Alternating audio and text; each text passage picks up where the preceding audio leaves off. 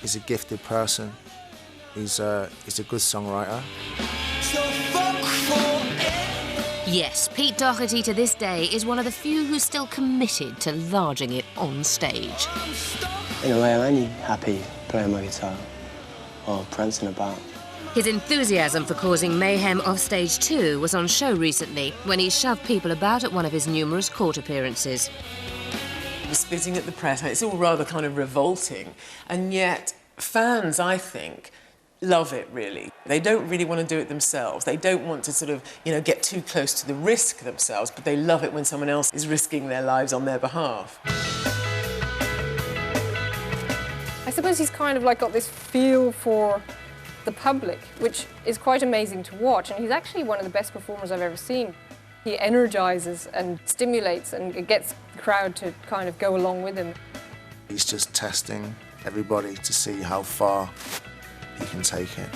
Yeah, no, I know where the button is. His career may be only in its infancy, but already he's spent 3 months in the nick for burgling his own guitarist's house, landed a supermodel, and all while nurturing a dangerous addiction to heroin.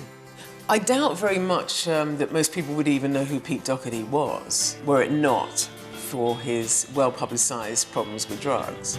Pete didn't just use heroin, he took it in the most self-destructive way, by injecting it. Pete Doherty is a full-time junkie with a hobby as an artist. People are worried that he may be heading for an early grave, but fortunately he's been trying to avoid that by having heroin-blocking naltrexone implants surgically inserted under his skin.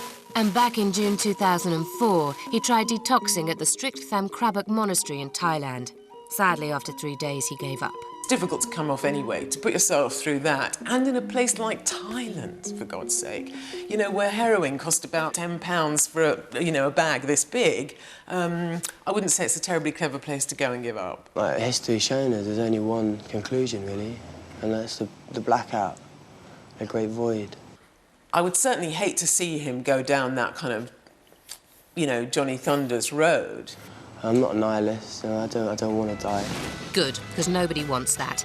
Pete deserves decades more hell-raising, not least because he's not been in prison as long as the next contender. You might know